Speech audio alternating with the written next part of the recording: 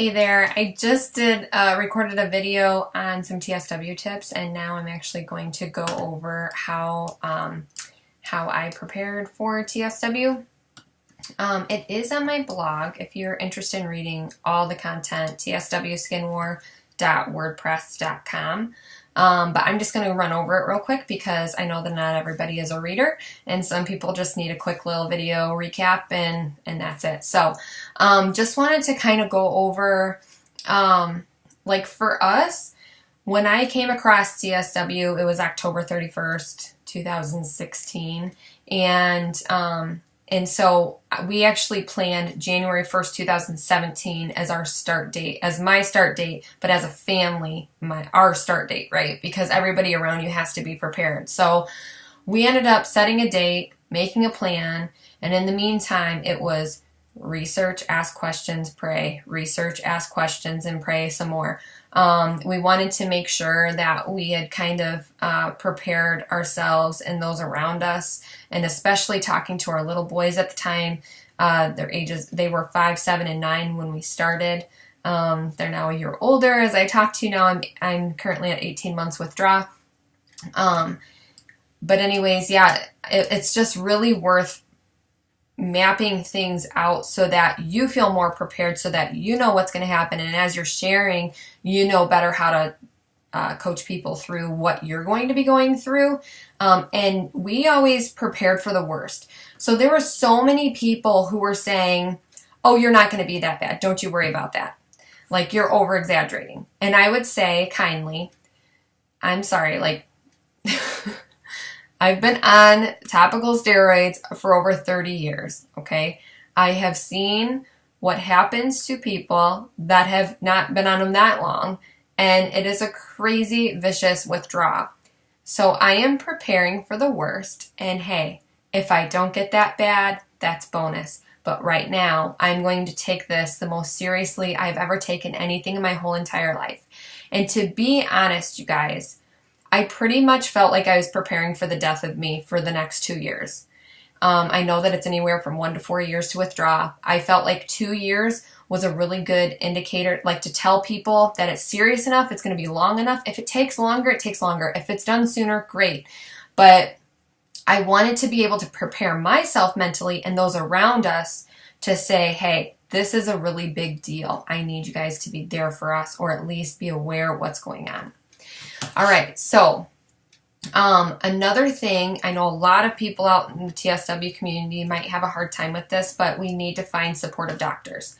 I really honestly did not know how severe I was going to get, but again, I was preparing for the worst because I had every single red flag to make my withdrawal the worst. First of all, I had been on it my whole life. Second of all, I had had ointments instead of creams. Third of all, I had had rounds of oral prednisone on top of what I had. Fourth of all, I had used it on my face for half my life, at least, that I remember. And I'm like, and Dr. Rappaport in his interview with Hannah Lim had said that, you know, people who use it on their face have it the worst. And I'm like, oh no. And here I worked with little kids, and I had little kids. I was like, man, you know, if mommy's going to be a monster, or this caretaker, because I was a preschool coordinator at our church, I just didn't feel comfortable being around little kids. So with that said, you need to find some supportive doctors. How do you do that? Well, I'm going to share with you a note that I made. So I have a doctor friend. Actually, he's retired now, and he was probably the doctor who prescribed most of the topical steroids. I'm so glad to still call him a friend. He's a family friend, and he's recently retired. And, you know, so I asked him, I said, you know what? I don't have a doctor. I was like, you were my doctor, and, you know, our insurance changed, whatever, and then my doctor moved away, and the other doctor moved away. All these things, and I'm like, I don't have a primary. I haven't been to the doctor in years because the stuff wasn't working for me. I mean, I kind of had like my one appointment a year to get the topical steroid refill. But other than that, I really didn't have anybody. I didn't have a dermatologist. I was fed up with dermatologists. Like, I had a lot of eczema symptoms under control with my diet and lifestyle and supplementing. But I was still I still needed to go through withdrawal because I went from like 11 prescriptions, allergies, asthma, eczema, down to 1. I could not get off this topical steroid. So anyways, all that said, I needed a doctor. So my doctor of 15 years, he's like, you know what? You need to message your doctor ahead of time. You know, like a lot of clinics and hospitals and stuff, they have like the My Chart now. I don't know, you might have something different, but you can log in online and you can kind of see when your appointments are, and you can send your messages that way and get your test results, all those kind of things. So what I did was I said, first of all, I got a hold of the dermatologist first, and she wanted me to also find a primary care physician. So this is what I wrote my dermatologist ahead of time. So I made my appointment, and then through My Chart, I sent her a message before my appointment, and I said this. This is the information I'd like to discuss during my appointment tomorrow, November 9th at 10:20 a.m. Red skin syndrome, and the link, redskинsyndrome.com.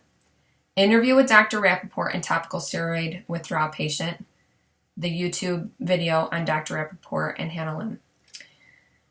That's a link. And then I just said, thank you for looking at both of these beforehand. I appreciate you being thorough with me and for me. Cassie Anderson. Okay, now, after I went to the appointment with the dermatologist, like I said, she wanted me to find the primary, and I'm like, oh no, I'm hearing all these horror stories on these TSW forums that people are having a hard time having somebody else. So I was glad to have a supportive dermatologist, and I'm glad that she did her homework and she looked at those links ahead of time so that she was somewhat educated when I got there. Now I am messaging my primary physician. I said, hey, Dr. So-and-so, I'm hoping you'll get a chance to review this information before I see you tomorrow so you can be prepared for what I'd like to talk to you about. For the next 2+ years, I will be suffering through a really tough journey of topical steroid withdrawal, TSW, starting January 1st, 2017, with the help of my new dermatologist, Dr. So-and-so, monitoring my progress throughout it all. She also recommended that I get on board with a primary physician and to help assist in my care as well. Here are some websites that are helpful to access during my recovery while I'm detoxing the steroids out of my system. So I went ahead and I linked the ITSIAN.org, the International Topical Steroid Addiction Network, redskинsyndrome.org, and then I labeled it Red Skin Syndrome and Iatrogenic Condition, because doctors should know what an iatrogenic condition is, right? And then I put, thank you for taking the time to be thorough ahead of time. I hope you will accept this role of working closely with my dermatologist and me throughout this TSW process. Respectfully, Cassie Anderson. And then I put my contact info. And he did do his research ahead of time. I was really grateful for that. So that's how you could possibly find some supporting doctors as well. And then when I did show up, I actually had the Dr. Rappaport's white paper printed off and ready to hand to them so that they had more information on a very legitimate doctor with very legitimate research from UCLA. Okay, making lots of appointments was something that I did ahead of time. So the dermatologist was really nice to be able to let me schedule things far out in advance because she had a 3-month waiting period. And, I got on her waiting list to even get that first appointment in the first place. And I was so thankful that I got in pretty quickly. Praise God. And then after that, she just said, put whatever you need on the calendar because I was really scared going into TSW. What does this look like? How much attention will I need? Medical attention. And I just wanted somebody to be able to look over my skin to make sure I wasn't suffering with any infection or whatever would happen, right? And eventually that did come in handy because around the 5 or 6 month mark, all my lymph nodes were just lit up and completely swollen. And she's like, I think you have an infection festering, so take some bleach baths, whatever. And that did help. But I also had an ear infection. Oh, something else you guys should know, get earplugs when you take a bath, soak in the bathtub, because I ended up getting swimmer's ear infection, and that was really painful for about 6 weeks. Couldn't hear for like 2 months. Okay, making lots of appointments. So what I did was the first 4 to 6 weeks, I actually did a weekly appointment, and then after that, I did monthly appointments. And as time got closer to those appointments, I talked to the dermatologist about this. Like, do I really need, I'm not sure what I'm going to need. So are you okay with me canceling 24, 48 hours in advance if I'm feeling okay? And she said yes. So I actually stuck with all my appointments up until the 6 month mark. I probably honestly didn't need to go to all those appointments because I really did feel fine. But again, I didn't want to take many risks. I wanted to take care of myself and be proactive about that. So in hindsight, I probably would have canceled some of those. But that last appointment at the 6-month mark, that one absolutely, I know I needed the most. So I'm glad I did keep that. But after that, I did cancel the rest of the year. So I did make my appointments about a year in advance, like every month, a year in advance. And then I ended up canceling most of those. But just so you know, that's a method you can use, a strategy, so that you know that you at least have that appointment if you feel like you need it. But we just got to the point where we didn't want to have to afford it anymore. And I was managing fine on my own. Number 4, alerting prayer warriors. I'm a huge believer in prayer. And so I made sure that, the elders at the church prayed over me and was preparing, just preparing me as best they could with prayer and petition to help me get started and help me through this. So our church has a care team, and your church might have it too. And so I put my name on that list, and I had a visitor come over to my house like every week or two the last 18 months. I just actually canceled her this month because I'm like, okay, well, I'm doing all right. You can go somewhere else if you feel like somebody else needs it more than me. I feel like I've gotten through the thick of it now. But that's been really encouraging, because when she's not here in person, she's messaging me and texting me saying how, asking how I'm doing, what can I pray over you about? And I just love that, because there are so many people who want to fix you and who want to suggest all these things. And it's just so nice just to have somebody who wants to come and invest in you spiritually, make sure that you're doing okay, and they want to see you do well. So I would just say, alert your prayer warriors. I alerted my Bible study and a past Bible study group and just other Christian friends around me. And especially when I would wake up, some mornings and I just was not feeling well, period, I would be like, cry for help, please pray for me, email blast, and everybody was like, yes, praying for you. And it's a matter of minutes where I just felt like, okay, I feel so much better already. Just even that spiritual burden of, Lord, I can't take this one more day, and they would get me through it. I mean, prayer works. So to keep that in mind. Number 5, I did start a TSW blog. I had never really blogged consistently before. There were things that popped up here and there in my past, but nothing that I ever stuck with. But I really wanted to make a commitment to do this, because if I had gone my whole life not ever hearing about withdraw and struggling the way that I did, I know there are other people out there who aren't informed. And so I feel like one more voice, one more blog, one more YouTube channel, one more social media, post, that's going to make all the difference of bringing more awareness to both patients and doctors and everybody in between. So the more we can get the word out, the better. So I really committed to this, and I've kind of only hit the milestones. I didn't want to overblog, because I feel like there's just so much information out there. I really want to hit the highlights. So for me, that meant, I did blog weekly for the first short while, and then I would keep track of my daily progress when I posted that. And then I started posting monthly. And even now, when I hit the 18th month mark, I feel like I'm doing well enough where I'm going to skip, and the next time I'm going to report is going to be 24 months. So you might be in a different situation where you need to report 18 to 24 months because you're really in that critical condition. And I would say document what is most important to you in your journey, because we want people to become more aware and to have that evidence of, those vlogs and blogs. Okay. What else? Okay. Number 6 is recruiting the community. By the way, I didn't say how many numbers I have 14 things of prepping to prepare. Okay. So number 6 is recruiting the community.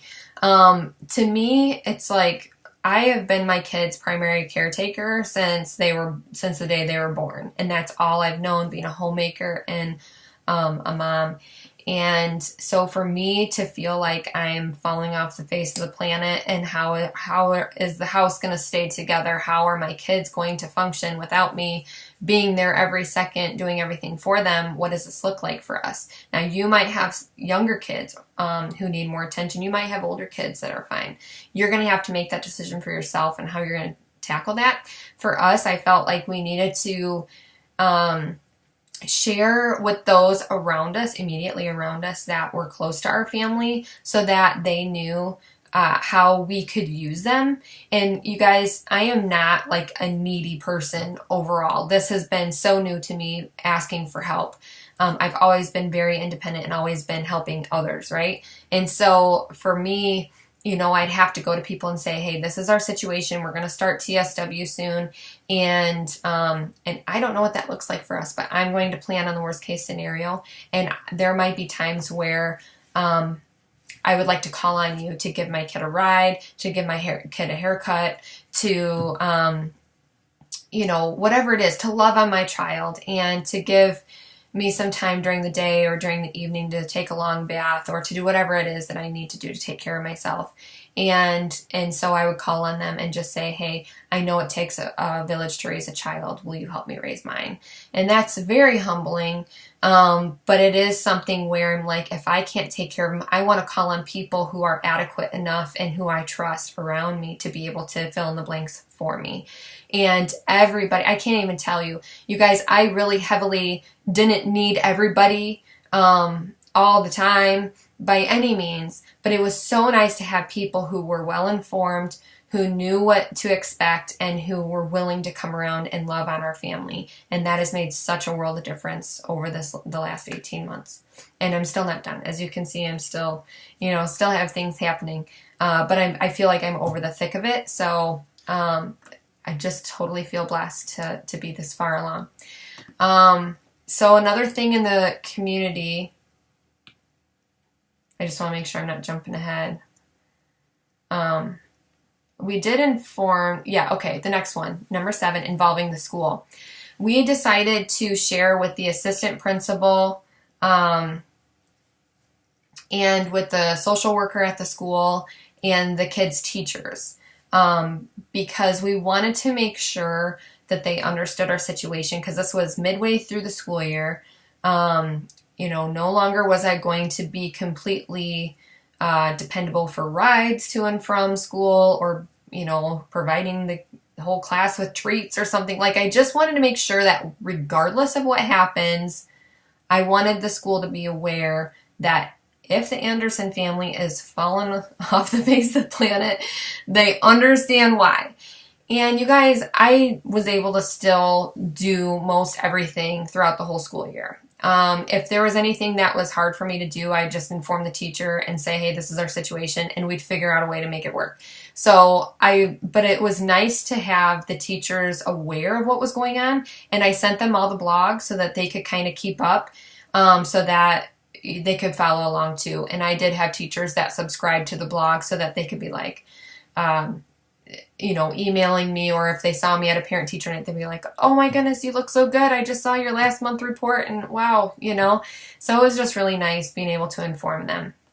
Okay, number 8, quitting one job and modifying another. For me, I just shared, I worked with some preschoolers and 0 through 5-year-olds at our church, and I just didn't feel comfortable starting TSW, having that job, and just seeing where other people were at on their TSW journeys. I just didn't feel comfortable having my skin flare and do its thing. And it's hard to explain to little children. And just knowing that my hands could be affected in my face, I just needed to part ways with that job. And everybody at the church understood. And again, just more prayer warriors for that. But I did also always have a position at home that I was always building to, and it's through network marketing and a nutrition company that I've partnered with over the years. And so, you know what? I didn't know how much I'd be able to do, but I tell you what, like over the phone, texting, email, computer stuff, like all that stuff has been very doable for me over the whole course of TSW. There was one month, I have to say, month 12, that was really kind of hard because my skin was so rough here that it just was kind of painful to rest it on the table, to click a mouse or to type all the time. So I do little spurts. But for the most part, I was really grateful to have that opportunity. So if you don't already have that kind of opportunity, I would find something that you can do from home and put it to work for you, because that was a lifesaver that actually helped us afford you know, the vitamins and supplements and the skincare and different things that helped me along the way, and also put money in our pocket to help us get by. So, and to pay for the water bill, right?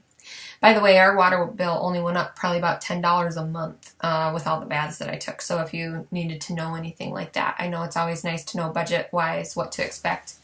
I'd be curious if anybody out there listening, if you have another figure of your water bill, what that looked like. We have really expensive water around here. Okay, number 9, posting instructions everywhere in our home. Okay, this is something that I knew that if we were going to have helpers coming in and out of our house, and the helpers would be varying of who they were and when, I just figured it'd probably be best to just kind of set up a whole label system in our house. So before I started TSW, I actually went around and did silly little things where it was like, you know, I put boxes in our refrigerator for like, well, and we always had kind of a meat and cheese box. We didn't have drawers in our, but like in the freezer, it's like veggies, fruits, you know, ice packs, and meat. And then in the silverware drawer, it was like little spoons, big spoons, you know, forks, different things. Underneath my cabinet in the kitchen where I keep all the cleaners, I was actually writing in Sharpie marker on the bottles, like windows, and like all of ours we mix our own. So I just needed people to know like which one was for windows and all purpose and degreaser, and you know, like since we mix our own, just putting the formula on the side, like this one takes 2 drops of this plus water, and you know, labeling the mop because we mix our own solution for that too. I would also put like little hang up charts for the kids, like we do heads up, 7 up, so that they knew exactly what 7 things to do in the morning before heading out the door once their head lifts off the pillow, right? So it's just like tackling that kind of stuff. I would hang, I think for a while I even put something in the bathroom, like how to clean or like what things need to be done. Anyways, everybody is super helpful in the kitchen and in the bathroom and laundry stuff. So, but I need to be organized. I'm just that kind of a person, but that's been really helpful. All right, creating an easy recipe binder for the kids. Okay, so I did this in preparation for if there's going to be anybody over either dropping off meals or you know, over here prepping meals. And I would say that the most prep work we've actually had all year has been mostly people chopping up a salad for me so that I don't have to continuously wash my hands and chop and, you know, get stuff on the open source. But I did in the very beginning create a recipe binder. It didn't need to be a binder, probably a folder of just like 10 simple recipes that my kids and my husband like. Because I'm mostly a salad person, salad or homemade soup, and they typically like other things that I'm allergic to. So, but I wanted to make it super easy so that they were getting fed, and if somebody wanted to bring over a meal, it's going to probably mostly be for them. I mean, we had a few people bring over meals, but it didn't really go over. We didn't really need it, actually, so. But I should say that we have had more convenient foods, not so much fast foods. We've never really been huge on fast food, but more quicker meals around here just because I just don't feel comfortable doing a ton of prep work right now. So even though I do prefer to make a lot of things from scratch, I usually do that for myself. If I'm going to do any kitchen work, I do it for myself. Otherwise, I'm telling the boys, put in a pizza, you know, put in some chicken nuggets, I don't know, but just something. I mean, that's not their only thing, but we've had a little bit more of that this year is what I'm saying, more than normal. And I'm just, instead of me coating the chicken nuggets and chicken strips with a homemade recipe, I'm just going the easier route this year just to get by. And then we'll get back into the routine of making our own at a later date. Same thing with like homemade pancakes and waffles. We used to do that all the time. And now it's just like, okay, now we got the frozen kind for now. Okay, it's going to work for now. We're giving ourselves grace. All right, so number 11, making life as easy as possible. So anyways, you probably don't need the food binder unless you really want to, is what I'm saying. Okay, number 11, making life as easy as possible. This would be something where, you know, for all the soaking and baths that I did, it was so nice to have the phone the whole time to just kind of scroll around and to be online and still interact with people or to watch videos, listen to music, listen to sermons, whatever it is. So Some of the things that I did was I put the audio Bible on my thing. I did try to look up Uber, but there's not a ton in my area. Now my husband's an Uber driver, but he actually goes to the city to do it. But I didn't know how bad I would be getting to and from appointments, I guess. And I was actually able to drive myself every time. And I did have some friends just for moral support that would, come with me here and there. But let's see, grocery IQ, making lists. I just figure if we wanted to send somebody to the grocery store, but in the meantime, you know what? Our grocery stores, and you guys probably have this too, you can actually make your shopping list online and then go pick it up at the store in most stores now. So this was so last year where I was trying to be more organized and be able to send a friend a shopping list or something to go to the store. Apple Pay, that was something that I set up on my phone just, for ease of use at the cash register so I didn't have to fidget with money or anything, but I really didn't use that too much. All right, and then anything else, making life as easy as possible just would have been like stuff that was consumable inside our house. So we were really trying to save money and to be economical. So, things that we didn't have to replenish if we switched from paper towel napkins to cloth napkins or, instead of dryer sheets to a dryer ball, things that we could just reuse over and over instead of plastic straws, stainless steel straws.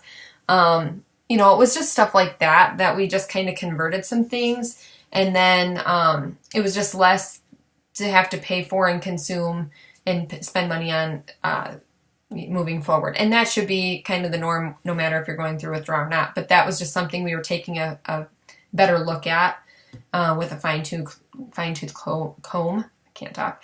All right, number 12, applying for help. This was a time where we didn't know what to expect, and so we just wanted to make sure that, if I was actually backing out of a job, we were relying on that income. So what did we qualify for to get us through this year? We were just looking into food pantries, reduced or free breakfast, lunch at school for kids, the bus pickup and drop off, childcare assistance. Let's see.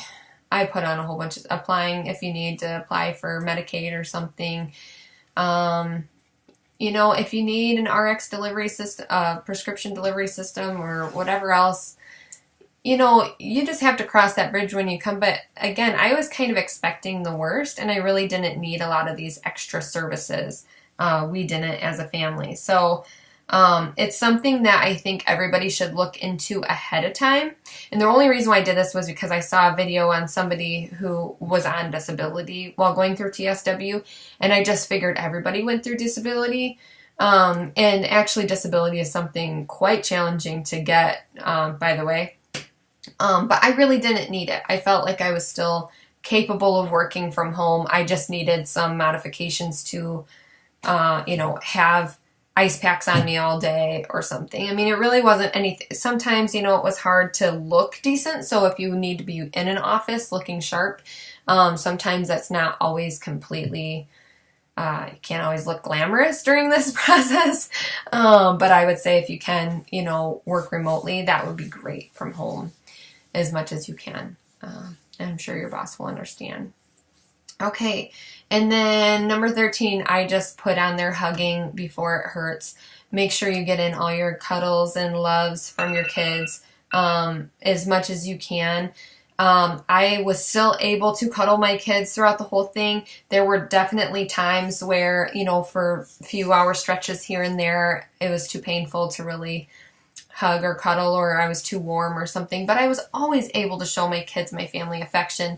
But I did, from Hannah Lim's testimony, see how painful it was for her with a newborn, which obviously I think when you're holding a child and who's a little bundle of heat, that can irritate and agitate your skin, or if you have really raw skin at that time because things come and go.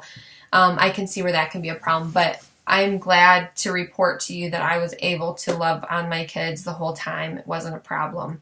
But they're also standing and walking and stuff. They do love to cuddle, but it wasn't that huge of an issue. I would take the time and snuggle with them for a few minutes here and there, and they totally understood where I was. And then number 14, the last one, is setting up a TSW kickoff party. This one was my absolute favorite. It's too bad that we kind of had a snowstorm the day that we planned this, but we still had a decent turnout, and at least it promoted awareness of what was happening. But I invited, you know, all our close family and friends to say, hey, come learn about TSW, because I did play a video on Brianna Banos. She just kind of did like, what is TSW, kind of little tutorial kind of thing. And so I kind of played that short clip. We actually held it at our church. We had some hors d'oeuvres. I just asked people to bring something to pass. And then I shared like those recipes from our food binder in case people want to drop off meals, and people did. They took snapshots of with their phone and just said, oh, okay, I want to make this one for you or something. Not everybody followed through, because that is what it is.